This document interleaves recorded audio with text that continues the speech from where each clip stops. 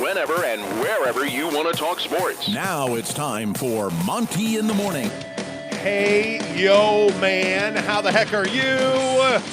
It is Monday, March 7th, 2021. Can we avoid saying it's Monday? Can we just say it's March 7th? Every day's Monday. Yeah. Every day's Monday. Yeah. In all seriousness, like, we're going to talk about life a little bit today. I know we don't do that much on this show. No, never. No, nope. You know, did you tell Megan you love her? No. Idiot. You still haven't done that. We're all working towards something that's not nothing right now. Right, right. But I'm telling you, I can't believe it's March 7th. Am I the only one that feels like life is flying by? We'll talk about that. Quarter one is almost over. Bojan Bogdanovic saved the Jazz. Yeah. Yeah. What a game out of Bogey last night. Huge game tonight.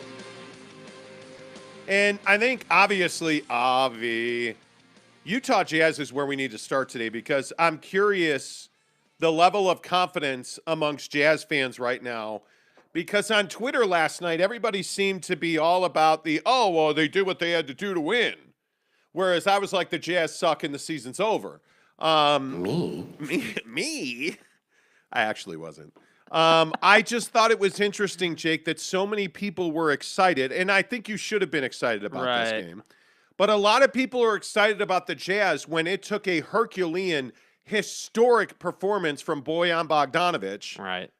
Not to save the Jazz necessarily, but to save the Jazz. Right. And I think it is one of the things that I find so interesting is that so many people are willing to write off the struggles of this team and just say, well, hey, this was, Mike Conley wasn't playing. Mm-hmm. But when Mike Conley was playing, you got blitzed by New Orleans. So my question is, this last 3-game stretch that the Jazz have been involved in where they just have not played well, has it shaken your confidence at all? Yeah, I mean, I think it hasn't shaken my confidence, but, to be honest, I'm obviously in a different place than most Jazz fans are. I mean, I think that this team is the epitome of inconsistency, and I tweeted several times over the weekend watching these games, you live by the three and you die by the three. Last night you lived by it, right? Bogey has a historical performance.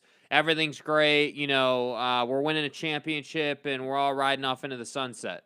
But then against New Orleans, you couldn't hit the ocean from a boat from three, and you got blown out. Frankly, and I'm not the only one saying it, you've got guys like Tony Jones saying that the Jazz got embarrassed, which they did. And so when I look at this team, does the inconsistency shake my confidence in them? No, because that's who they've been all year. They've been inconsistent all year, and that's the thing you got to understand. When we talk about scheduling and are they going to go 19-5 and go on some insane run, and can they get to the 2 seed, which is something else I saw on Twitter. Like, just so we're clear, you do not want this team getting the 2 seed. Do you know why you don't want them getting the 2 seed? Yeah, because if you get the 2 seed, you're most likely going to run into the Clippers in the first round. And Paul George will be ready to go for the playoffs. So I don't know if anyone's seen what Reggie Jackson's doing, but he put up 35 over the weekend. So I don't know, man. I think that, does it shake my confidence? No. But I wasn't really super confident in this team from the get. I think that this team, again, is just so reliant on the three going in. I mean, if they make, what did they make last night? I think they had like 18 or 23 makes, as a team. Obviously, Bogey had 11 on his own. Okay, you win that game. But if I said to you, hey, Bogey's going to have a historical night, he's going to make 11 3-point shots. Could we all agree that that's a game you probably think you're going to win by like 25? You would think. Right? Like you're blowing that team out. They finished this game up, 10 it was, I think, to end the game. So I don't know. I don't love that they don't have control of these games. I don't love that seemingly, you've got, a 25-point lead at one point over the Thunder yesterday. And it gets all the way down to 7, I think, at one point. And at that point, you're a turnover away here or there from them taking the lead. I mean, that's how NBA games work. They're that fast. So, I don't know, man. My biggest concern is that they don't control games late in the game. They don't. It's kind of crazy to say this, but it doesn't seem like they know how to hold a team down. They know how to build that lead and get it going early in the game. But then when they have that 25-point lead, they don't know how to hold that lead. which is kind of crazy. They just sort of chill out. So it doesn't shake my trust in them, mainly because I just was like, this is an inconsistent team. This is who they are. So I wasn't particularly surprised to see them blow these leads, but I was surprised that they got blown out by New Orleans like that. That was very surprising. Well, and I think the thing that I say and the thing that comes to my mind is that I agree with you. I think this team lives and dies by the three, but what you're seeing is not necessarily that they're struggling against good teams. They're struggling against young athletic teams that play at a much higher pace than the Jazz do. And I think we saw that certainly in the New Orleans game. Okay, throw that game out. It was a fluke. But you look at the Rockets game, the Rockets just got up and down the floor. And, yeah, they got super hot at the end of the game. But the Jazz have a propensity in the second half. And I don't know if the right way to say it is lose intensity defensively, but they don't guard the 3-point line as astutely as they should. That's how we saw last night the Thunder got back into this. You're looking at a team in the Thunder that didn't have Lou Dort last night. You're looking at a team in the Thunder that is very young and, frankly, is, I think, the worst team in the NBA. I mean, I look at how bad that Thunder team is. This should have been a 30-point win, especially on a back-to-back night. And I ask again why Jared Butler didn't play last night. Mm-hmm. I think that, somebody needs to send in homicide because I believe he was found dead on the Jazz bench. Dude, I think so. And I joke, obviously, but why is Jared Butler not playing on a night where Mike Conley is resting because of a back-to-back? They want him to play in Dallas, obviously. Mm-hmm. You're not going to play Jared Butler even a single minute? You start Trent Forrest. I like this. To me, the Jazz are not doing what they need to do and what they can do to give themselves the best opportunity to win on a nightly basis. Mm-hmm. That's the thing that I wonder about. I think that we can talk all about Rudy Gobert's struggles over the last week against this set of teams. We can talk about Donovan Mitchell's leadership. I think a lot of their problems are self-inflicted in its rotation. I think, not playing. Where was Daniel House at the end of the game last night? Mm-hmm. Royce O'Neal getting blown by repeatedly, and Daniel House was supposed to be the late game defensive stopper. Well, where was he? Yeah. I don't know is the question. That's the biggest thing to me in this stretch is the Jazz, to me, are hurting themselves more than the other team is doing anything significant. Mm-hmm. The Jazz just continue to blow their feet off, and I worry about going to Dallas tonight. And a game, frankly, I think that is a statement game. You're 2.5 behind, your two nearest competitors in front of you in Memphis and Golden State. And all of a sudden, it's a little tighter than you'd like it to be. You're a game and a half ahead of Dallas. Yeah. You lose this game tonight, and all of a sudden, you're going down, not up. So you have all of these concerns. You have a team in the Phoenix Suns that gets boat raced in Milwaukee at the end of the game yesterday, but almost won that game without their three best players. You look at Golden State, who has been pretty bad since Klay Thompson came back, as they try to figure out how to integrate him back into their offense. You have Memphis that somehow, some way got blown out in Houston, and you're sputtering with average teams. I mean, this is an opportunity tonight to bring some intensity, to bring some importance to the floor, mm-hmm. and really take care of business. I think tonight's a statement game. Yeah, I mean, this is a playoff game for if you're the Utah Jazz. In my opinion, you need to treat this like a playoff game. This should be everybody's a full go. We're going to see, like, tonight with Quinn and the rotations, this is not a play Jared Butler type game. This is Jared Butler should not play tonight, and the young guys shouldn't play tonight. I don't want to see Trent Forrest. I want to see the best lineup you have available to you, and I want to see you go and win this game. I want to see how you're going to handle Luka. I want to see how you're going to handle Dinwiddie. I want to see how you're going to handle Hardaway Jr. Like, I want to see how you're going to handle these players because you're likely, if everything stays the same, you're going to see Dallas, And I think that, like, tonight, what can we expect out of Rudy? Obviously, yesterday he had himself a nice little game, as you would expect against OKC. But what do we see against Dallas? A team that, typically plays pretty, small. Like, that's not like they've got a front line big man on their team. So, I would expect Rudy to have a big game. But overall, I just think when I look at this stretch, again, and I know we've done this a lot, but you've just come out of, again, playing a lot of these younger athletic teams. So you have Dallas tonight. Hopefully you win that game. But obviously this is one that you can't assume. This is going to be a tough game. But then again, you're going San Antonio, Sacramento, and then you have the Bucks, Chicago, the Clippers, the Knicks, Brooklyn, and Boston. I mean, I know all those teams aren't the best team in the league, but those are teams that can beat you, which is how I look at the schedule when I'm looking at it from a Jazz perspective. Which teams are capable of beating us? On paper, OKC is not capable of beating you, but again, I disagree with the people who are saying that game was never in doubt. I think that game was very much in doubt for probably 8 to 10 minutes in the first half. I think you were chasing it a little bit. So, Yeah.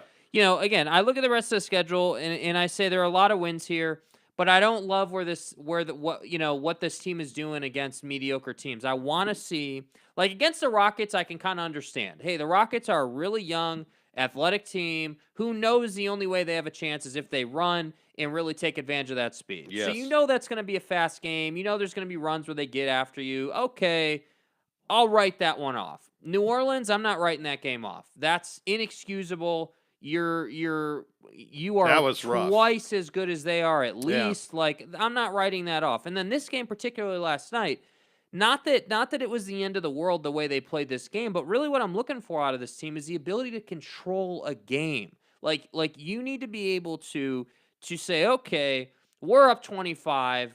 We're never letting this get down to a single-digit lead again. And I think the thing that stands out to you so much is, again, I don't understand the rotation. I don't understand.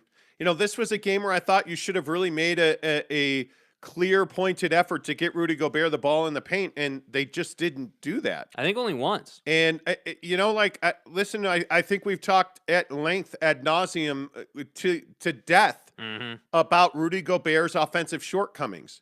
But at some point, you're going to just have to figure out what he can give you offensively or not at all. And what you're seeing defensively is these teams are pick and rolling him into the corner. Mm-hmm. So you've got to adjust. And I don't mean to be redundant, but I again ask myself if Quinn Snyder's the right coach for this team, because I don't understand the player rotations here.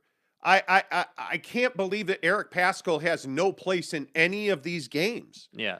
I can't believe that Jared Butler doesn't play a minute last night. Not a single flipping minute last night. Yeah. Jared Butler just doesn't play in the game. And I don't know why. There's no explanation, mainly because nobody's asking, but there's no explanation as to why, because it doesn't make any sense. Yeah. Mike Conley's resting. You have this prize point guard, and you don't play him. And you're not trading him, and you're not sending him to the G League. You're not practicing a whole lot. I don't understand what they're doing. And then, I look at Bogey, and this is a remarkable performance out of a guy who, frankly, since the turn of the year, has just not shot the ball real well. Bojan. I mean, Bojan Bogdanovic has been, a slump is probably strong, but Bojan Bogdanovic has struggled from three. Yeah, it's like Mike Conley struggling in the paint. It's the same thing. I know I've said this a lot on this show, but when he scores 20, they almost always win. Mm-hmm. And he goes off last night, and if he doesn't go off and give you a historic performance from three and make damn near half of your three balls last night, you're losing to Oklahoma City. Mm-hmm. That's the point to where this team is at. And is it a lack of intensity? Is it bad rotations? I don't know. But you can't have that tonight. And I would guess that you're going to be tuned up. You're going to be ready. Yeah. It is not a long flight from Oklahoma City to Dallas. The travel probably is not the end of the world. You were in there long before 10 o'clock, I would guess. My guess is you were in bed by midnight. Yeah. You should be well rested. You should be ready to play the Dallas Mavericks tonight. Yeah. But the problem is you've had to use a lot of your legs. And I just don't know what to expect out of that ball club tonight. And that's what I have no idea. That's what I mean when I say controlling games. You have to be able to control Houston. You have to be able to say, okay, we're not allowing this game to go to overtime. Yeah. We're not doing that, because now one decision here or there by anybody on the team, allowing that to go to overtime. Well, now you're playing 45 or 50 minutes, let's say, and that's going to roll on into the next couple of games. And so, you're getting into a playoff, atmosphere with Dallas, and you're not 100%. Like, you're probably 95% or 90% because of overtime and battling and playing 35 minutes last night for Donovan Mitchell and the rest of the starters. Like, that's what I mean when I say that's where I think the improvement can come for this team. You have to be better about that because you pay a price later in the season. Well, and I also think you're starting to see a little bit more of the chirping at each other. And that really concerns me on this particular club because you've had, since Rudy got hurt, and what's the right way to say this? Since Rudy Gobert got hurt and this became truly Donovan's team, you've really seen a lot of that nonsense go away. And now on the floor, you're looking at Rudy Gobert, getting into Jordan Clarkson last night. Mm-hmm. You're looking at Bogey, and Donovan having like not a heated conversation, but a very pointed conversation. And you're having these moments because you're just falling apart.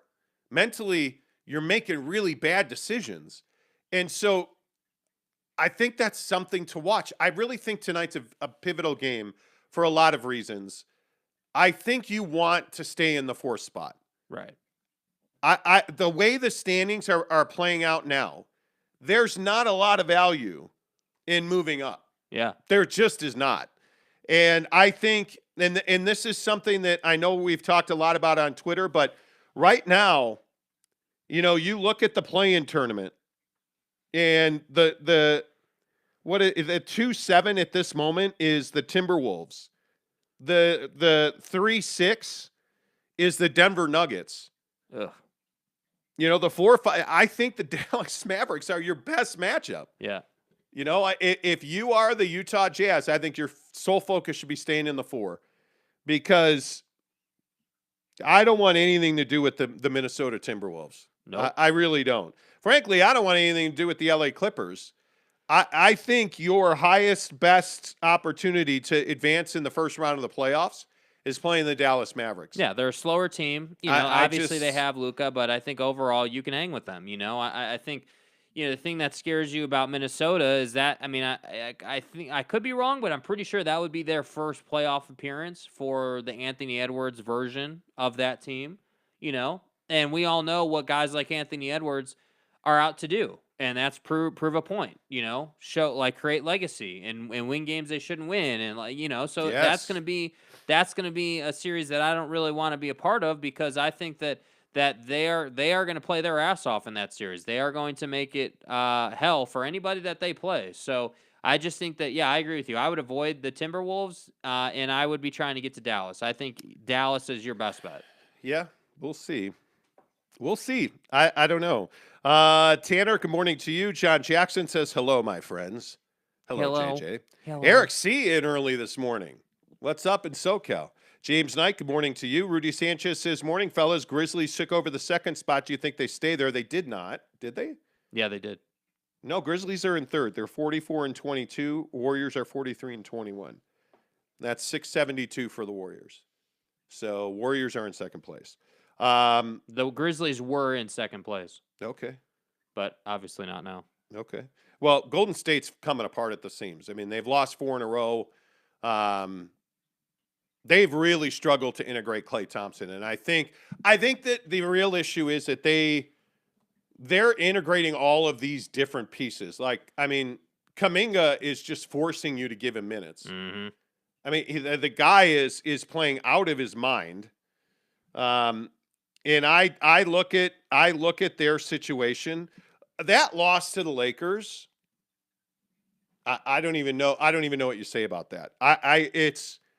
It's crazy to me that you got 30 from Steph Curry and lost to the Lakers, who got 56 from LeBron James. Wait, I thought he was washed up. I thought he was done. Yeah, well, that's, That's You're what casual. Jazz fans say. And Jonathan Kuminga just is. I'm Yeah, telling you, look, I think he's that, a stud, dude. So if you watch that Lakers Warriors game, you begin to understand the feel that you're going to get tonight in Dallas. If you're a Jazz fan, like the way that game felt, it's how tonight's game is going to feel. I mean, this is a measuring stick kind of game, as I like to call it. You're going to see what you're made of tonight. You know, what can you really do against a team that's more than capable of beating you? You know, you got to play good defense. You can't afford to have all these dumb turnovers. You can't afford to allow them back in the game because they will make you pay. You know, like we're not playing the Rockets and OKC anymore. So I think that tonight is just crucial, man. I think,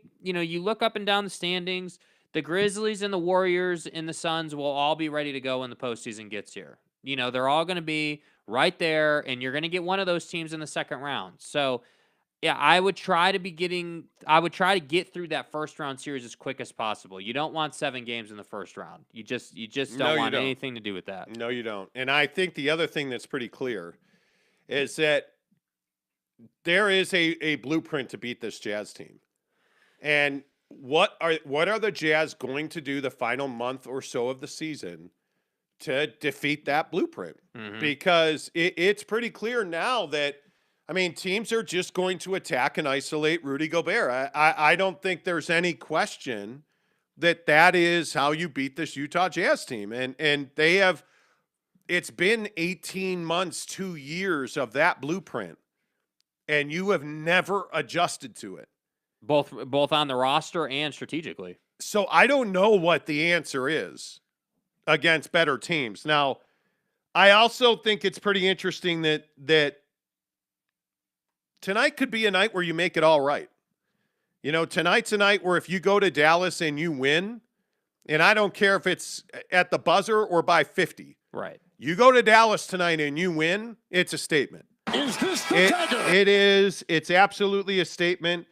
The Mavericks have won 6 of 7 in their only loss to the Utah Jazz. Yeah. And I would remind you in that game that, you know, it came down to one-on-one with Rudy versus Luka. Yep. And Rudy won. And you had a situation where, you know, Powell and Luka had big games. Spencer Dinwiddie had a huge game in that game. You know, Davis Bertans had a big game in that game. Yep.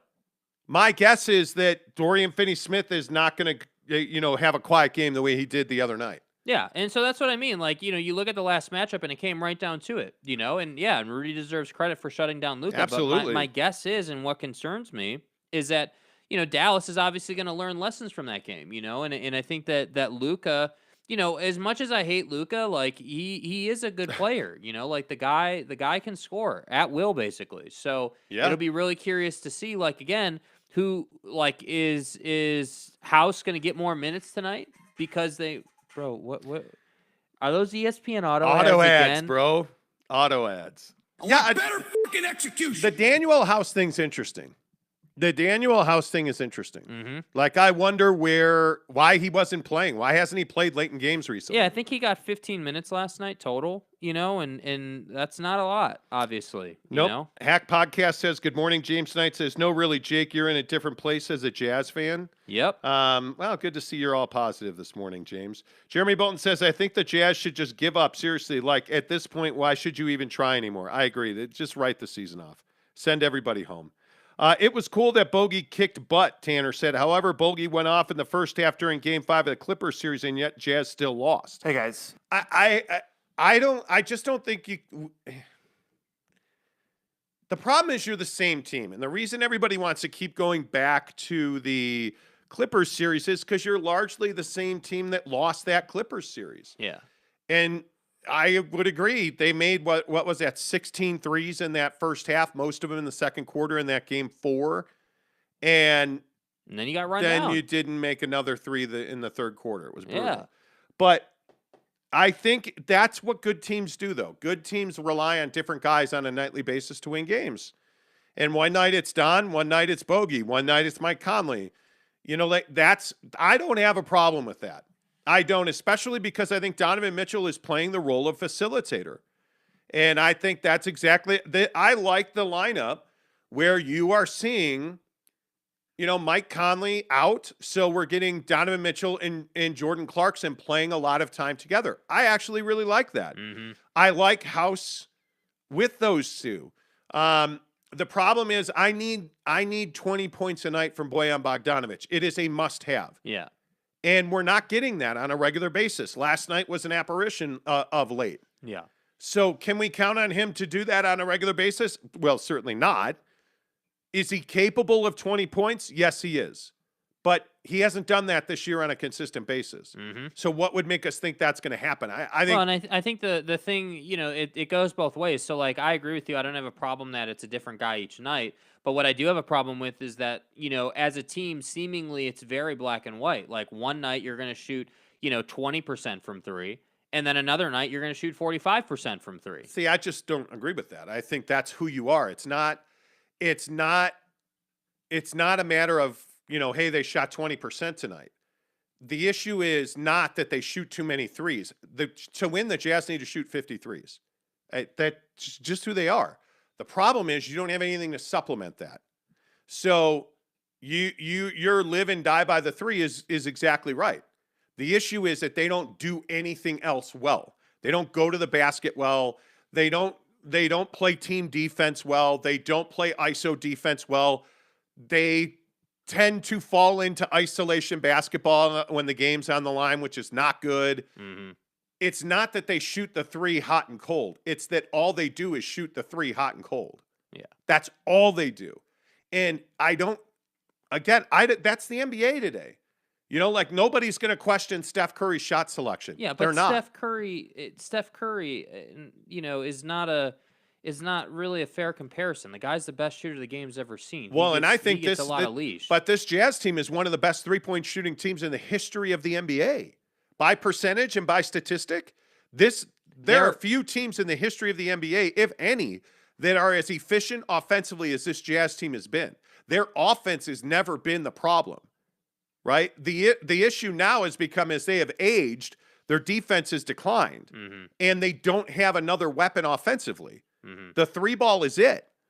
But they shoot it at such a high level that they're one of the elite offensive teams in the NBA. See, that's where I'm like, yes, by trend and by stat sheet, sure, but no team facing the Jazz is scared of the Jazz the way teams were scared of the Golden State Warriors. No, I don't disagree. In their heyday, and my point with the 3-point shooting thing is yeah, sure, they need to shoot 53s a game because that's their offense.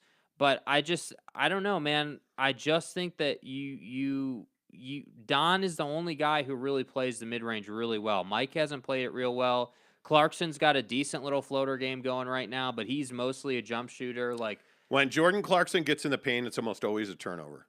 Well, like, he turns the ball over so much in the paint. Yeah. That's where his problem Don comes had more in. of those last night too, and I think they got to clean it up a little bit. The turnovers are really what ultimately, no matter if they're shooting it well or not shooting it well, you can't turn the ball over. That's a core fundamental for any basketball team. Well, and again, not to be redundant, but the other message to take out of this last week against these it's probably wrong to say lesser teams. They're lesser teams for sure. Okay, these lesser teams lesser is that teams. you don't have a small ball lineup. Yeah. You don't have a small ball lineup. With all due respect to Rudy Gay, he has not impacted this team almost at all. Yeah. You're not better because Rudy Gay is here. And I think that's hard to say because Rudy's a vet that you have a lot of respect for. Yeah. But Rudy Gay, there's not been a net gain or a net positive effect with Rudy Gay being here and anybody else not being here. Right. I mean, George Niang, for everything he wasn't, was just as good as Rudy Gay's been and probably a little better. Yeah. So I don't see that you've had that net gain there. And it's because a lot of it is because you're not playing Eric Paschall. And that's the guy that should be your small ball, bruiser. Yeah. That to me is the guy that should be the small ball 4 or 5. And you're not going there. And he can provide them a lot of those, again, what I call higher percentage looks, because again, you have to remember the 3-point shot, even if it's wide open for Bojan Bogdanovic in the corner, which is his favorite spot, the guy is only going to make 4 out of 10. That's elite in the NBA. 4 out of every 10 shots goes in from 3. Whereas, 9 out of every 10 go in when you're under the basket? So, with the Pascal thing, I just think that, I don't know why they don't play him. That's my biggest thing. Why wouldn't you at least give the guy 15 minutes to come in and kick the hell out of somebody physically? Even if it just changes the tone of the game a little bit. It's a tragedy that they are not playing Jared Butler. I mean, it is.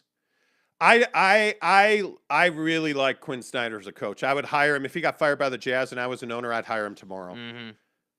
But what are you doing with Jared Butler, man? I would love to understand this thing of and I understand that front offices and ownership. And I know for a fact in this situation, nobody's leaning on Quinn to do one thing or another. Mm-hmm. But somebody needs to lean on Quinn to play Jared Butler because it's criminal at this point that they're not playing him. It is.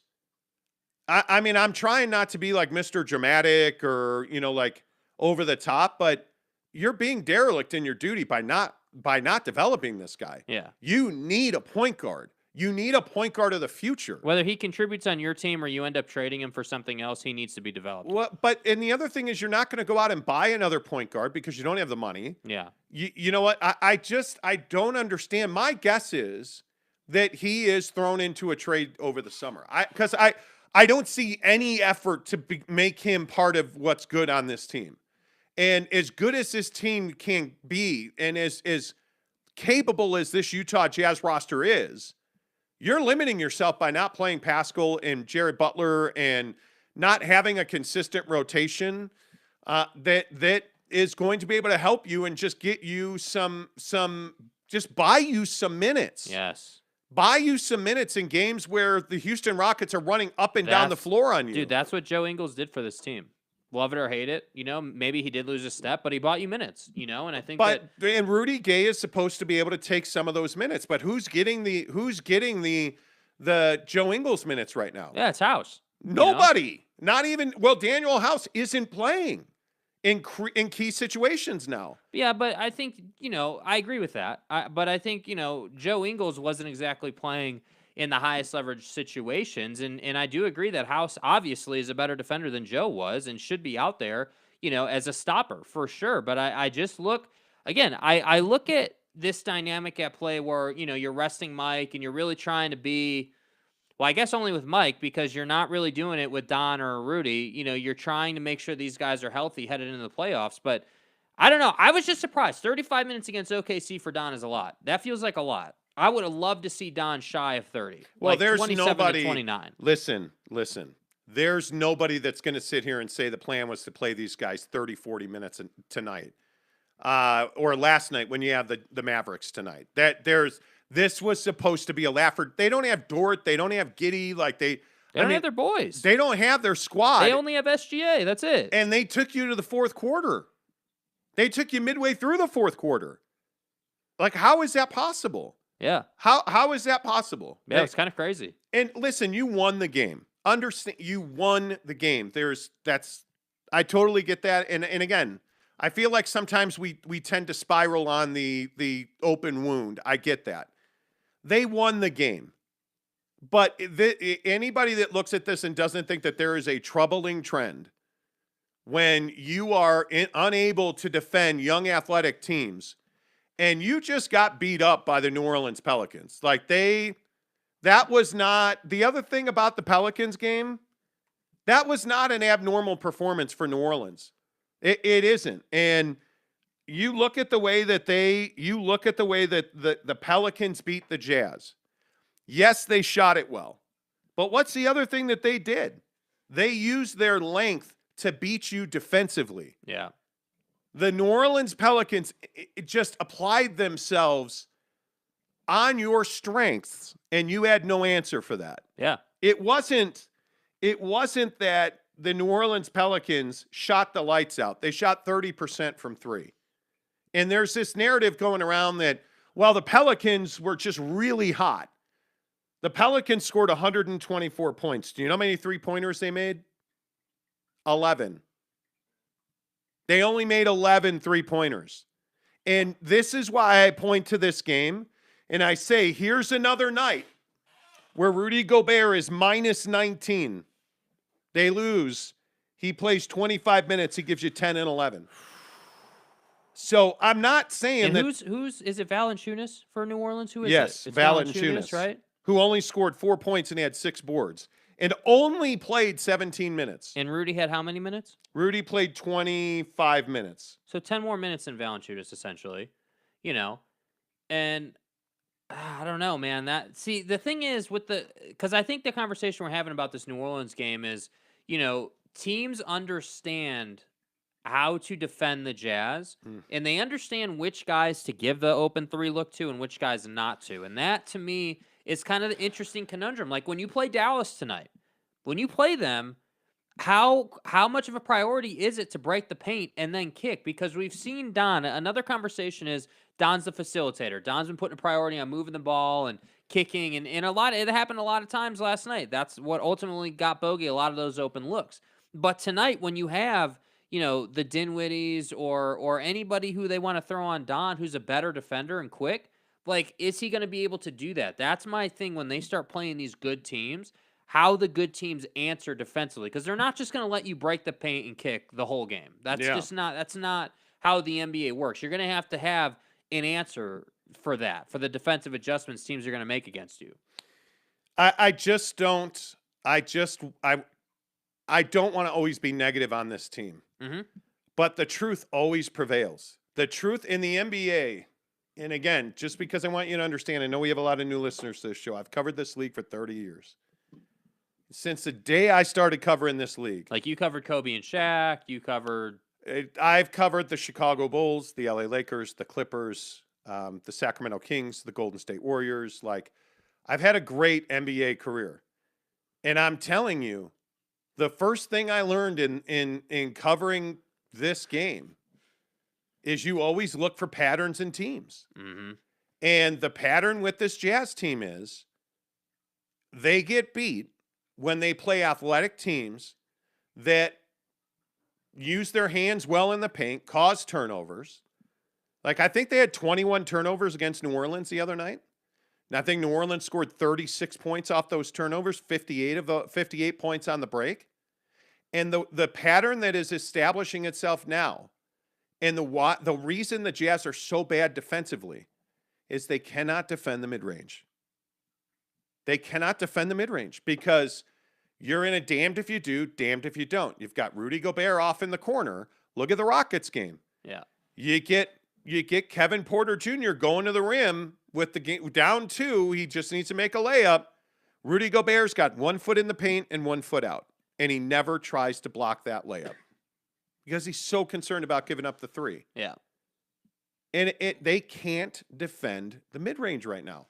And until they make that adjustment, and you see it on a regular basis, you see them, New Orleans with CJ McCollum exploited it repeatedly, the pick and roll switch with Rudy, and Rudy just doesn't step up. And, you look at it last night, Hassan Whiteside is just not interested in doing anything but blocking shots and dunking the ball. Yep. He's not interested in playing extended defense. And you're watching these young teams who just don't give a shit if they win or lose. They don't care. Yeah. They're just going to run and run and run. Well, I think the mindset is, hey, we know the Jazz are better than us, but that doesn't mean we can't make it really difficult on them. That doesn't mean that we can't go and play our game. And what's scary is it's the Jazz are really good when they're really good. Yeah. When they shoot 40% and they shoot 53s a game, they're really tough to beat. Yeah. The problem is every team knows, hey, if we do this, we're going to win the game. You play to win the game. So those teams go out and they attack Rudy Gobert on defense. Whether he's at the rim or not, he's going to block shots and change. But more and more and more, what are we watching? We're watching teams trying to put it down on Rudy's head. Like they're trying to dunk on him. Yeah. And the fear factor is much and much less than it used to be. Yeah. So my question is, what is the adjustment going to be when teams are scheming you out of the paint? Because you're going to get Dwight Powell tonight, who is not a great shooter, but he's got a little bit of a shot, and he just jumps higher than you. Rudy Gobert is not an athletic guy. He does not run particularly fast, and he does not jump particularly high. Dwight Powell's the exact opposite. Dwight Powell's a volleyball player. Yeah. By trade, he's a volleyball player. So he has incredible hops and he's incredibly athletic. And that gives Rudy Gobert problems.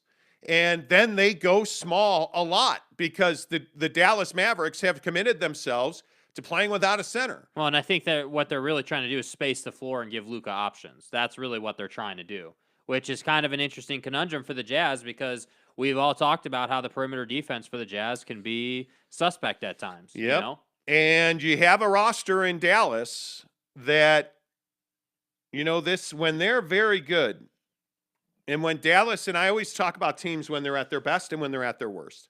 When the Dallas Mavericks are at their best, Luka's cooking. There's no doubt about that. But lately, it's been Spencer Dinwiddie attacking the basket. It's been guys like Dorian Finney-Smith in the corner just killing your spirit. Yeah. So in order for that stuff to happen, very much like the Jazz, you've got to find a way to shut that off. Yeah. And so what that means is you can't have guys in the paint. And the problem with that is we all know the Jazz can't keep guys in front of them. So, you look at Jalen Brunson, perfect example. Yeah. Jalen Brunson's a paint breaker. The problem is Jalen Brunson's also hurt, by the way. But we'll see if he plays tonight. But, whether it's Kleber, whether it's Doncic, whether it's, again, Brunson, Dinwiddie. They have a lot of athletes, man. The Mavs are going to be in the paint tonight. Yeah. And it's a matter of how disciplined will this Utah Jazz team be at defending that. Yeah. Jair Murray Jr., what's up, my man? He says, if the Jazz meet the Grizzlies, Suns, Warriors, or Nuggets in the second round, who could the Jazz force Game 7? I think that's a really difficult question to answer, man. I think it depends. Jazz meet the Grizzlies, Suns, Warriors. I would not want anything. It would have to be the Nuggets. I want nothing to do with the Grizzlies. I want nothing. The Suns took the Bucks to the buzzer, essentially. They took them in the last minute of the game without Cam Johnson, without Devin Booker, and without Chris Paul. And it's because Mikal Bridges, what did he do yesterday? Was elite in the mid-range. Yeah. And their defense is unbelievable no matter who's out there. Yeah. So I don't want that. It terrifies me. I'm having nightmares because I'm watching a lot of Grizzlies games right now because I really believe in that team. And so I'm trying to validate my feelings on that team. And Desmond Bane is shooting the three at a level that makes them almost unbeatable. Yeah. Because Ja is getting into the paint routinely, and Desmond Bane is just wide open. I mean, teams are just not respecting him, and he's knocking it down at 41% now. So I don't want that. The Warriors are wildly inconsistent, but the problem is what the Warriors don't do well is attack the basket because they love shooting threes. But they are well coached, and they're really smart. If they wound up against the Jazz, my guess is they'd attack the basket. And Draymond Green frustrates the hell out of Rudy Gobert. And I know that Jazz fans are like, don't start with them. Draymond Green has a history of stirring the pot with Rudy Gobert. Yeah. And so to answer your question directly, I want the Nuggets. Give me the Nuggets. Rudy's had a pretty good run against that team. Dad Bod God is... Dad Bod God. He's a bum. Nikola Jokic is a hell of a player. You're casual. But they're going to be getting a Jamal Murray back who hasn't played in a while. Yep. We're definitely going to be rusty. But did anybody see Aaron Gordon last night, blocking that shot at the rim? None of those teams are easy outs. But matchup-wise, X and O versus X and O, guy versus guy, I'll take the Denver Nuggets. Yeah. I don't think Aaron Murray is going to be 100% or anywhere near it anytime. Or Jamal Murray, excuse me. What did I say? Aaron Murray. Aaron Murray, thank you. I don't think Jamal Murray is going to be anywhere near who he's been previously. Yeah, I think he needs... This season. I would expect him to come back with 10, 12 games left to go. Yep, I agree. And Garcia says, morning, America. I heard LBJ is done in L.A. At 56 points, he'll disagree with you on that. He's a brilliant guy. Probably, and Garcia says, because Quinn is horrible with rotations. Can't disagree with that. And Garcia also says, a better support system because Rudy cannot be the number 2 option. Ain't going to work when you're trying to build a championship roster. The funny thing is, I don't watch the terrible Jazz broadcast. Buller and Holly just make my ears bleed. I feel bad for Big T, Thurl Bailey, because I actually like Thurl's commentary. I do too. Yeah. I just can't. Holly Rowe, I can't. She said some stupid stuff last night that I'm just like, bro, come on. Yeah. It's not good, dude. So I watched the opponent, because believe it or not, because, the Jazz don't have a TV deal. And so He's just a hack. yeah, their TV deal's a hack. So you can watch the opponent on the League Pass. And I was watching OKC last night, and they said exactly that thing. If their keys to victory last night were exploiting Rudy Gobert on the defensive end, making him get out of the paint so that the Thunder could get to the rack, and that's exactly what they did. Yeah. And so then what did Rudy start doing? Collapsing. So what did the Thunder start doing? Driving and kicking. That's a really interesting conversation. Brood Wars, good morning to you. The Jazz can't be concerned with who they'd end up with in these playoffs. If they are supposed to fear the likes of Minnesota or Denver, they have no business getting past the first round anyways. Well, that's what I've been telling you all year. This is not a team built to win in the playoffs. They have no business getting past the first round. There is not a good first round matchup for this team. Yeah. And if it's Minnesota, they're going to lose that series. If it's right now today and the Jazz are playing the way they're playing in the last 10 days, which in the NBA, we all look at it on the last 10 days. Yep. If this Jazz team is going to play the way they played in the last 10 games, they're not beating Minnesota.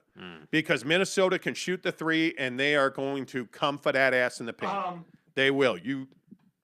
Yeah. James Knight said, if Mitchell and Clarkson learn how to drive and kick when the defense collapses, the Jazz will get plenty of open looks. And Agreed. they do. And they do. If you watch if you go on YouTube and you watch the bogey highlights, that was the beauty of what he did last night. A lot of those looks were wide open looks, which is exactly what you want for him. I think, when I look at this team, I like knowing that the three ball is, their lifeblood.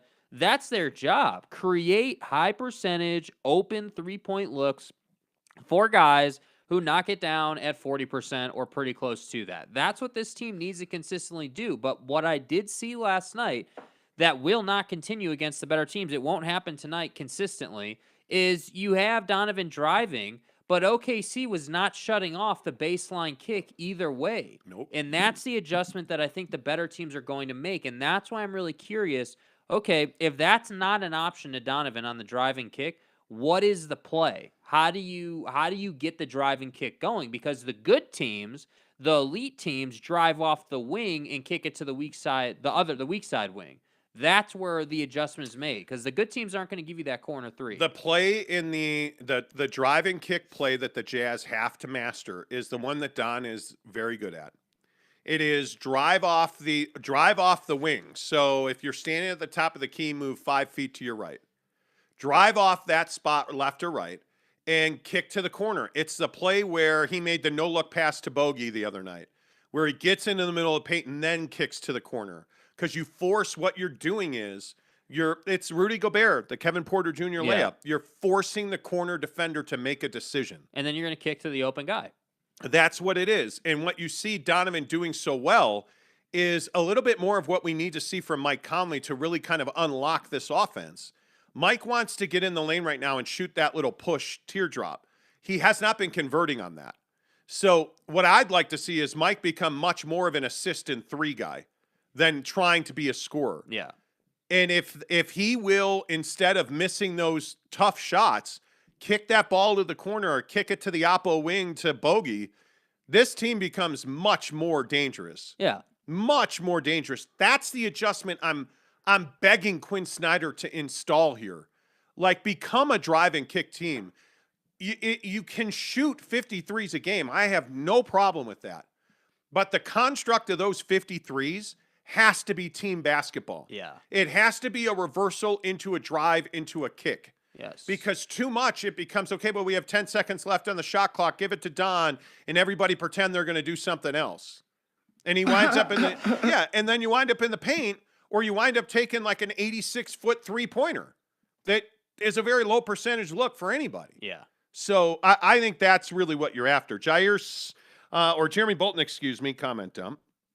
There has got to be something that either Quinn sees or other players see on why Butler isn't playing. I mean, there has to be. I think that's a great point. And I don't know, I don't know what that could be. I mean, you can't tell me it's an attitude thing. right? Like, you can't tell me that the guy is just such a piss poor teammate that he never gets minutes. Like, there has to be. Wouldn't we have heard that already? Yeah, like that would have come out, or you would have heard rumblings. Like, I don't know. I mean, we could speculate on it all day, but the fact is, no matter what the reason is, the guy's not developing, and you don't have a solution for what happens when one of your mainstays. Because this is what's going to happen. Like, we can almost guarantee this. One of these guys is going to get hurt at some point. Like, Don last year against the Clippers got hurt. Mike was hurt. Like, Rudy had been hurt for a while there with the calf. So you're in a position right now where if any one of these guys gets hurt, you're in deep, deep trouble as far as the playoffs are concerned. And that's what's kind of frustrating about the Jared Butler situation. Had you been playing him minutes this year and had you been allowing him to fail and make mistakes and turn the ball over early in the year, if we could have got through that phase early in the year, you could have maybe, done some things with him. Yeah, I agree. All right, let's get some more comments because there's a couple of things we got to get to here. Cool, so cool, JR. Cool, CJ, so cool, Jr. I can't read. Pelicans is on a tear in this stretch. They beat Phoenix, too. Cool. They humiliate. The Jazz should never lose to anybody by 30. Yeah. Just should never happen. Again, why not make Donovan No D Mitchell a shoot first point guard? Because that's not what he does best.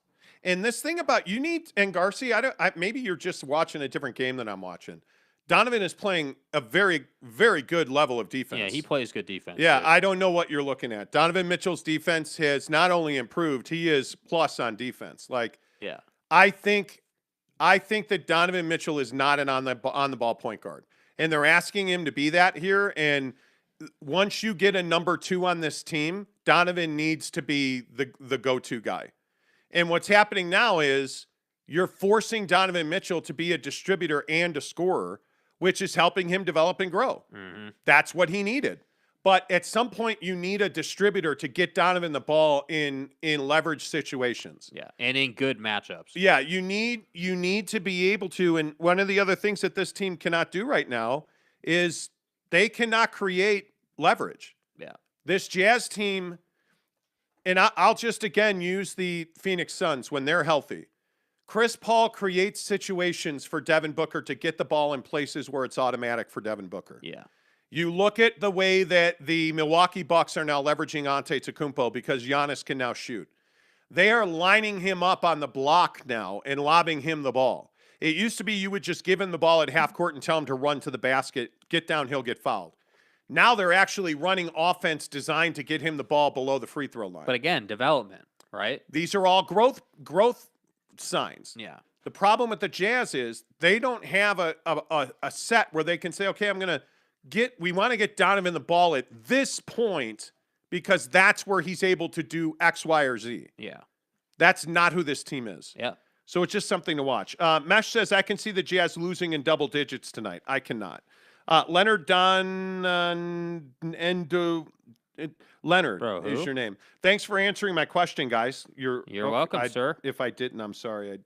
Did you? Oh, ask is that sarcastic? I think because there's a lot of comments, so it's tough for me to answer. Ask it again. We want to answer your questions. If Yeah. we missed it, we're not trying to. We want to answer it. James Knight says, did you hear your gal Holly suggesting Rudy is ineffective offensively? You don't watch Jazz games. Oh, yes, I did hear that entire segment, and what they said was she literally said, she's like, there are people in the local media who say that that Rudy Gobert is not good offensively. And she's like, respectfully, I don't know what game they're watching. And it's like, dude, you just don't you work for the team. We get it. It's fine. Well, dude. the thing about Holly Rowe is like she picks on, and the thing that she talks about with Rudy offensively a lot is his ability to pick and roll. My question is, when in the playoffs is he going to be able to use the illegal screens that he sets? Consistently. Because last night you could see him sticking out the elbow, leaning his hip out. Like those are 9 out of 10 screens that Rudy Gobert sets are illegal because they don't, but they're not because they don't call it. They don't call it. And he should keep doing it if they're not going to call it. If they're not going to call it, keep doing it. Yeah. Keep doing it. Horrible to subpar D in my opinion. And Garcia, you're completely wrong. Yeah, you're about Donovan Mitchell. You're wrong. You're going to have to come up with more specific examples then, bro. Like we're not trying to hate on you, but again, post All-Star break and really a couple games leading up to that, there was a clear decision on his part to play better defense, and he has, for sure. So apparently Jair Murray Jr. changed his name to Leonard Donin and Andulavu. Okay, cool, man. Good to see you, Leonard. Justin Salas says, going to the Jazz game tonight. Every Utah game I have gone to here in Texas has ended in a loss. Stop going to games, jerk. Doesn't make you feel responsible. Hoping for a win. I think you're going to get a win tonight. We'll see. I think this team tends to play up in big games. And down in crap games. Yeah. I'll change it back not to confuse you. Leave it what you want. Leave it what you want. It's all fine. Giggity says, sounds like Garcia has been told too many times that he has a subpar D. In all seriousness, we joke on this team. Bro, you're just going to skip over that? I don't like dick jokes. Dude, that okay? is good material out of Giggity right there. As somebody with a small penis, I take it, Daddy.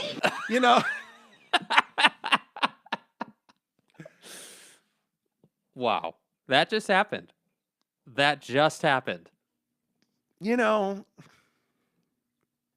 Anyway, I don't want to comment on Garcia's D. I don't. I'm not your daddy. I don't want to. Hey. That's grade A out of Giggity. I give the guy credit. That's well done, sir. Okay. Monty, you have a small penis? Daddy. I don't try to hide it. Tanner says, Monty, you don't like dick jokes since when? Hey, guys. Quentin Moyer says, I won 2 10th row Jazz tickets to the game against the Suns on April 18th for $400. I'm hoping we can stay healthy so it's a good game. It will be a good game. Yeah. It will be a good game. Okay. By the way, LeBron scored 56 the other night. Keep it real. They won. Yeah. Yeah. He carried him. And he said after the game, they were like, how did you get all those to go in? He was like, I didn't want to get too far behind. Imagine that. But I know that everybody rips me when I say that Carmelo Anthony is legit. Yeah, he had a nice game. But it's not just the 3-ball anymore. And this is what I will continue to say this about Carmelo Anthony. He's doing what they need him to do. Yeah, I think so. Melo, he's getting rebounds, getting fouled, and ones. Yeah. Yeah, no, I agree. He's working hard down there. I think none of us disagree that he's been a prolific mid-range player his entire career. I mean, that's basically what he's made his career on. But I think, when the 3-ball goes in for him, it really opens up what he can do on the floor. I don't know Russell Westbrook should come off the bench, I guess. I just don't know how you expect him to be productive in that role when he's never played that role. And I look at Russell Westbrook as a guy that is soft mentally. Street clothes Davis. Speaking of soft, but I think right now I would not move him to the bench. I wouldn't. I just think that you're asking him to do something he's never done, and it's not going to help him. I think it's going to hurt him. Yeah. But that's just me. Yeah. No, I agree. I agree. By the way. Oh, Kevin Durant's back. Oh God, Kevin Durant. Oh. Wow. How has that gone since your daddy got back? Yeah. How has it gone? Pretty well. He's played well. Well, okay. No, he's played well. It's not his fault. He's played well. It's Donovan no D defense, Mitchell. Yeah. It's his fault. Yes, it is. It is. Chaboy is losing games. They're on the verge of not making the playoffs, dude. They are. It's a mess. It is a mess. Ben Simmons needs to come back sooner rather than later. Shams tweeted 20 minutes ago that he's not going to play in the first game against the Sixers. No, he's not. But he's going to be on the bench in Philly, and he is close to returning. Yeah, it's just this season has just been so different, man. Like I think, what do we have, like 17 games left or whatever it is? Jake, the Nets are average. They're not. Right now they're average. Yes, I agree. But again, you can't tell me that you don't believe if all 3 of those guys are playing in a postseason game that they can win that game. They can. I like to pick on you for Kevin Durant because I honestly think if that dude walked in here right now, you'd pull out knee pads and just get to work. Take that, you clap-having Jezebel! Yep. Okay, we're running out of time here. Let's get to the good stuff. We're running out of time here. What's the good stuff? We talked. Brittney Griner in Russia is the good stuff. Oh, yeah. Oof. Fucking Russia. This thing in Russia is... Okay, so like everybody's pulled out of Russia. Just the way I pulled out of your mom. Daddy. But... walked me right down the road. Anyway, everybody's pulled out of Visa, dude. MasterCard. Did anybody see Visa, MasterCard said they will no longer do business in Russia? And if you're Russian in a bank, offered or issued you a card, a Visa or a MasterCard, it will not work. It is invalid. It will work in Russia, Dude. and that is it. Dude. Microsoft has stopped supplying software and product support and service to anything Russia and is now fully supporting the country of Ukraine to defend itself against Russian hackers. Dude. Like, it's unbelievable. It is. I don't think that good old Pooty accounted for just how quickly the world would come together, or at least it feels like the world has come together behind Ukraine. But here's my question before we talk about Brittney Griner. Like this airplane thing. Yeah. The Ukrainians need Russian MiG airplanes. Specifically, they need Russian MiGs. Right. Because that's what their pilots know how to fly. So Poland and the U.S. have been working closely together to get the Polish fleet of Russian MiGs to the Ukrainian military. Safely. Here's the issue. The Russians said, sure. Oh, you want to give them planes? Go ahead and give them planes. Because I'm on my way to destroy all 3 airports that can handle MiGs taking off and landing in Ukraine. Yeah. And they destroyed all 3 of those airports. And so now it looks like they're trying to smuggle the Russian Air Force out, the Ukrainian Air Force safely out of Ukraine to use those Polish MiGs from somewhere else. That's not Poland, because Poland has said, hey, man, we'll do a lot of things, but you can't take off on what they call sorties, like military operations from our ground. Yeah, they don't want to get involved in that sense. So they're trying to figure that out. And then the U.S. would backstock those Russian MiGs for Poland with American fighter jets that they would give to them in exchange for those MiGs going to Ukraine. Yeah.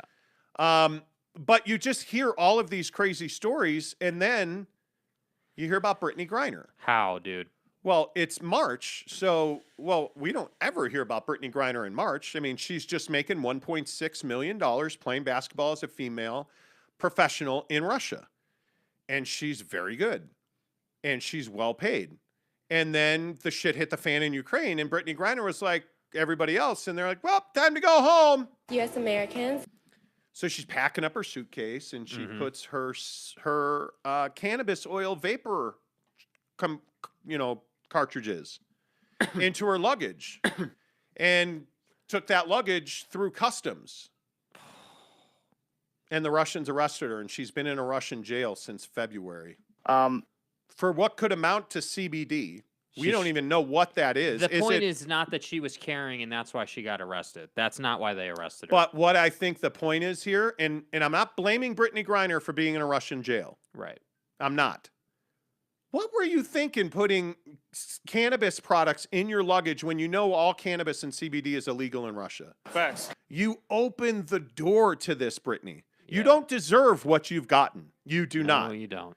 But it was not the smartest thing you've ever done. They're not, with what's going on in the world, they're not going to look the other way. No, they're looking for leverage. You're an American, and they're going to put you in that cell. They're probably not going to do anything to you because they need you in good standing. They need to you healthy. Like, they're going to take care of you probably, but like, you're going to sit in that cell for probably months. Yeah, months, 6 months, a year. Who the hell knows? My guess really? is she will be there into the spring. This will not end quickly. Yeah, and so now you're in a Russian jail in the middle of a big conflict, and the government's got to try and figure out how to get you out. Nice. I don't know, man. I think that this situation, this is brutal. I mean, it's really tough. Is she almost? I think she's 7 foot. I could be wrong.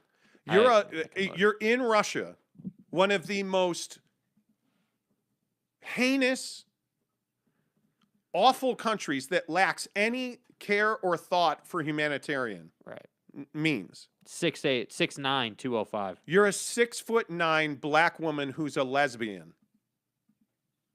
with dreadlocks in a Russian jail. Yeah. Everybody knows who you are. Everybody knows you're a lesbian. Everybody knows you're famous. Everybody knows you're a multimillionaire. Yeah. How is this supposed to end well for her? U.S. Americans. You can't tell me she is not, and especially in her final days, everybody also forgets this part. And I only know this because I worked in news radio as well. But when you're in a hostage situation, it's not when they first take you that is the worst part. Right. It's not even the middle of your stay that's the worst part. It's when they know they're sending you back. It's when they know hey, well, a week from today or tomorrow, 3 days from now, we have to send Brittney Griner back to the U.S. or we have to send her to the border or wherever. All right, guys, have at it. Like, she will be beaten. She will be tortured. She will be starved. She will be sleep deprived, is my guess, for the last week that she is in that Russian hellhole. Yeah. It's not the first half or the first 3 quarters of that stay that should terrify you. Yeah. So I just don't see that this ends well. And it's terrible that we still, A, put people in Russian gulags for fucking cannabis. Are we being serious? Come on now. And B, it's terrible that we persecute people for political gain. She's a pawn here. Yeah. And there's no way this ends well. Yeah. You know, I don't know, man. Brood Wars says the situation with Brittney Griner is probably the most anyone cared about the WNBA in decades. I just think that's horribly inappropriate, with all due respect. I don't care about the WNBA at all on any level. She's an American citizen, dude. I care about Brittney Griner. Yeah. Because not even that she's an American. She's a human being, dude. Yeah. And she is somebody that has battled all kinds of issues, and she deserves her freedom. She's done nothing to have that freedom taken from her. Yeah. And but yes, yet, I think she opened the door a little bit. George Meskaya says, hello, guys. Hi. Hello. Hello. So real quick, we saw Batman on Friday night. Excuse me, Friday afternoon. Right. Well, I got to see my girlfriend tonight. Go like 3 in the afternoon? Me? Fucking asshole. Anyway, so... Good talk. Good talk. Yeah, good talk. I was thrilled to leave work early to go see Batman. Trust me. Friday, we went and saw Batman. My wife hated it. She left halfway through and was like, hey, I'll come back and pick you up. He's just a hack. You know, she went over to Target and was shopping. Right. That's not true. That's a lie. She's actually sitting here not paying attention to me. But anyway, so we saw the Batman on Friday afternoon. Right. It was dark. It was. The lights were all off, so the theater was dark. Right. But you're watching the movie. The movie's not well lit. This is not a movie where they're like, hey, man, we need to shoot this in bright sunshine. Yeah. No, it's not. No, not at all. They shot this movie in a torrential downpour at like 3 in every scene. And every scene in the Batman is 3 in, so it's pitch dark and it's fucking pouring. Every scene. Right? Every single in the house, it's pouring and it's 3 in. Yep. In the back garden for tea, it's 3 in and it's pouring rain. Yeah. It was. Now, having said that, Mr. Vampire Hot Guy, Robert Pattinson. Yeah. And stuff. He does a really nice job. He is one of the better Batmans I've seen. He is no George Clooney. George Clooney was Batman, right? Neat. George Clooney sucked as Batman. I thought George Pattinson did a really good job here. Yeah, I thought he did a great job. Robert was a joke. George Patton, General Patton. Here we go. What? Hello. He's a disappointment, Jake. Yeah. It's fine. Yeah, George Pattinson was a disappointment. Hi. I didn't think he was a disappointment. No, I actually thought he was. I think all the ladies really like seeing the shirtless Robert Pattinson. I'm just saying he was definitely built up for so now all of a sudden, Batman. Now all of a sudden I'm fat. Let's be honest. So here. now I'm fat. Is what you're so you were watching that movie and you were like, oh. I'm saying all of a sudden this is my favorite Batman ever. Daddy.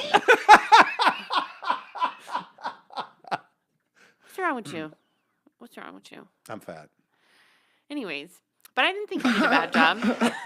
And Zoe Kravitz is just hot. She's hot as hell. She's hot. So. Zoe Kravitz? Stop. What? Jesus, you're a child. What?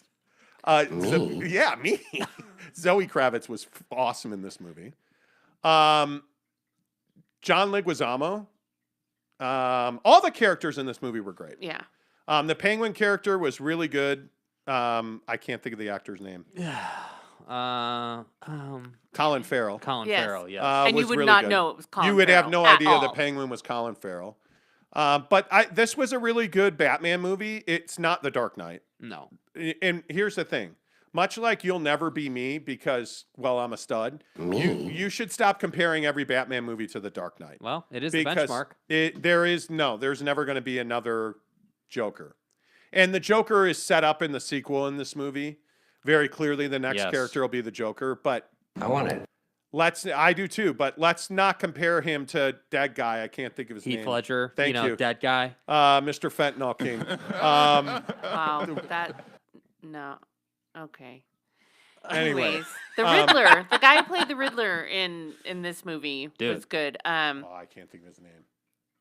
Dang it. He was really good. Hey, Paul Dano. we have this thing Paul called Dano. Paul Google. Dano. Yeah. Paul Yeah, Dano. yeah. Dude, was he's really good excellent. at being creepy. I got to He's- give the guy credit. He's the guy in that movie where they put him in the shower in the wood box and burned him half to death. Yeah. He was really Yeah. good. It just in every movie he plays a freak, and he's great at it. Like I can't think of any other movie he's been in. It's not everyone. Oh, pretty much. Prisoners. Prisoners. In 2013. Yes, was That's really the name of good. that movie. What are some of his You other know. movies, Jake? Oh, I don't know. I didn't look it up like that. Okay, it's IMDb. What's wrong? Oh, they have this thing called Google. What's guy's name? What's guy's name? Paul Dano? Paul Dano. Okay. Book 'em, Paul Dano. All right, cool. I'm on it. I'm on it. Yeah, but I thought Paul he was Dano. he was excellent. I thought he was very good. Tanner Plummer says I'm going to see it on Tuesday. Can't wait. By the way, the Batman dies at the end of the movie, so just telling you. No, he doesn't. George Patton, the man, the myth, the legend. That was the point. I couldn't, James Knight says, "Hey guys, which Batman movie is your favorite?" The Dark Knight by far. By far. Paul Dano's been in There Will Be Blood, Little Miss Sunshine, 12 Years a Slave, Little Miss Sunshine, Love and Mercy, and Batman. There Will Be Blood. That's right. Yeah. What else we got? And he always wears, when he's a psycho, he always wears glasses. Yeah. Like he's He just always wears glasses. Yeah, but the glasses really add to the effect. Like the glasses make you understand he knows how to use a grinder he was to in take apart a body. Woodstock. Yeah. I said he knows how to think- use a grinder to take apart a body. we're- Yeah, No. he was in the Sopranos TV series. Yes, he Yeah. was. Yeah. He did a really good job. How it 1 to 10? 7.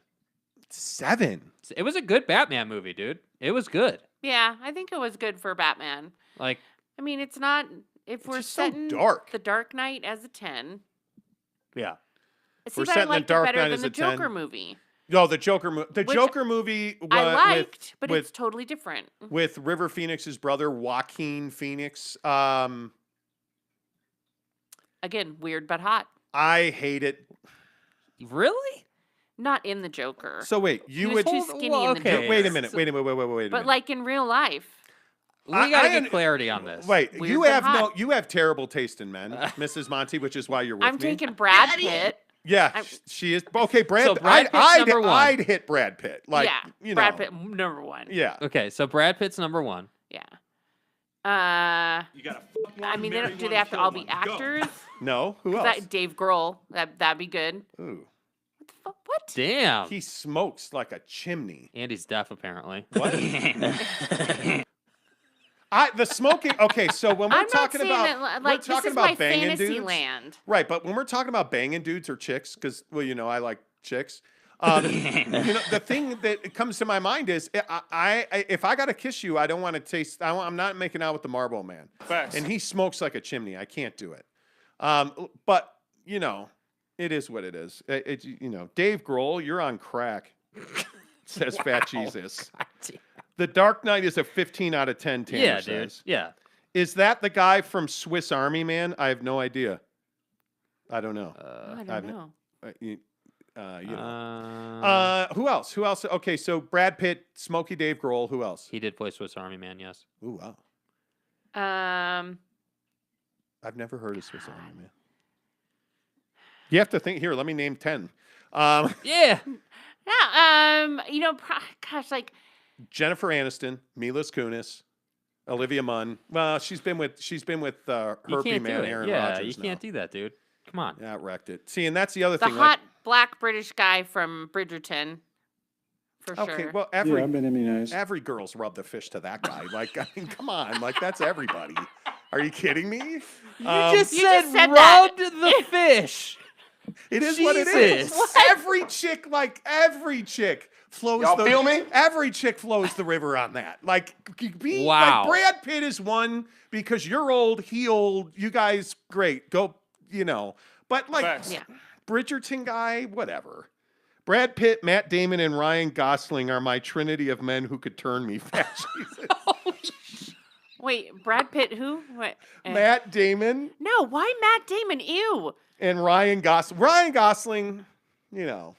Oh my gosh. The guy that, Jack Black. No, the guy that, shit, from the newer Star Wars movies.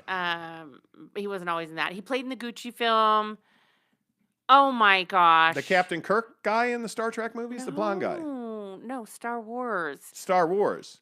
The guy who was, Adam Driver.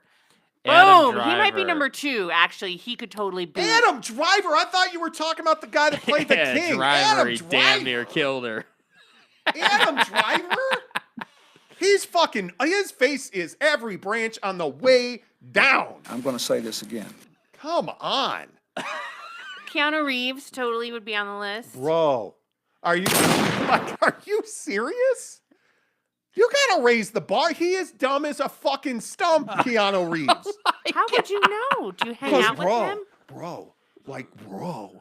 Okay, what? So that was like a long time ago. He did, Bill and Ted's. He just does. He isn't.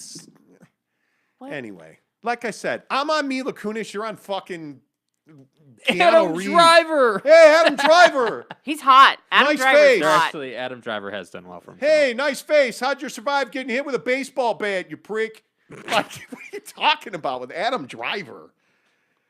Adam Driver is awesome, Tanner Plummer says. J-Rock says, rub their fish. Wow, truth. Oh my God. Anyway. And then there's all the stress of trying to buy a franchise. Keep it real. Mrs. Monty told me in the hot tub last night she's out 100%. Hundo P. Because she doesn't want to miss the trip to Hawaii. Fake news. So we're having a big meeting tomorrow with somebody who owns a franchise that we're thinking about buying a franchise in. And it's like just thinking about all the money. Mm-hmm. This is that conversation where you're like, okay, we have a really good life. We make pretty good scratch. Why are we going to rock the boat? Right. That's the conversation going on in my head. And I'm like, oh, I know why. Because I don't want to work 9 to 5 and I don't want to work for anybody. And I want a Cayenne Turbo GT rocket ship. Yeah, the car I want to buy is $189,000. Yeah, so, might want to get out of that Better 9 to get to 5. work. Oh. I mean, with all due respect to Yelp. I really don't care if you think it's sus. 89,000, You know. But do you guys get nervous? What makes you nervous about this financial thing that we're thinking about doing? Like for me, it's just that we've done so well and we have such a good life right now. Yeah.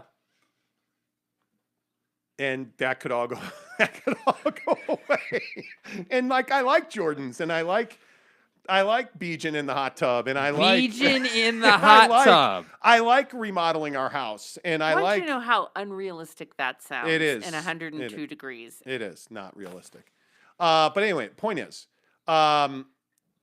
it's just we have such a good life, and it's such a risk, and I have no problem taking that risk, and I almost feel dumb because I really don't have any problem taking that risk. Yeah. I don't. Do you guys think about? We haven't talked about this, obviously, but have you guys ever thought about that? Yeah, I mean, I think that there's, I think that it's calculated. I think that. I mean, the money is really the only thing in the whole equation that's the unknown. I mean, we know how to run the business model we're looking at. We have experience in it, like we've done it before. Like, so, once you get past how you're going to pay for it, it's fine. I think. I don't think it's that out there, No, I don't. I feel like it is calculated. We're, getting a lawyer to review things. We have an accountant. Like, I think there's a lot of things that we can do. Mm-hmm. But, it's still a risk. Yeah. If you don't execute it right, you're going to be in trouble. Yeah. But that's why we're doing everything that we're doing to make sure we're like not gonna it's screw that up. it's just one of these things where we have it really good. And I'm not hesitating at all. I'm not I'm not thinking twice about it. I'm not hedging. Like, I'm all in on it. I mean, I'll sell my mother to get this thing done. Hey, guys. That's me. You're gonna though. have to find her first, but She a hoe. Anyway, the point is, it's just really crazy because I think we could actually do it. Yeah. That's the Yeah. crazy thing. Like, I think we can actually do it. Like, we've tried to get into real estate here. It's untenable. It's really expensive. It's just not the right time. Try to buy a Jack in the Box. It's way too expensive. It's like over $1 million of your own money is required. Yeah.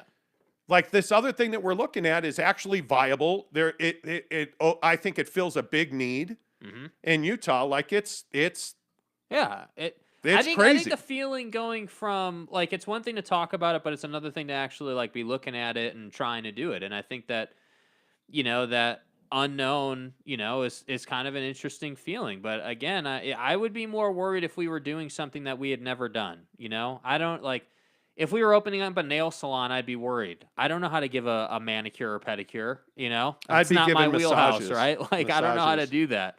Wow. Keep it real. you're gonna give your own happy endings. I'm a gigolo. Are you sexting you- with your other girlfriend yeah, you here? distracted Like, what are we right now? doing here? I'm bud? trying. what- I'm what are we doing trying here, to bud? message with some folks about About what? Donovan No D Mitchell. Okay. Anyway. Well, anyway. All right. Okay, good talk. Yeah. The point is, Nice talk. having you here. the point is, it's just a little scary. That's all. Boy, you are just a freaking handful today, aren't you? You must have slept well last Me night. and Adam Driver. Yeah. Yeah. Well, me and Adam Driver. Hey, by the way, when you go by Costco, can you get me some more batteries?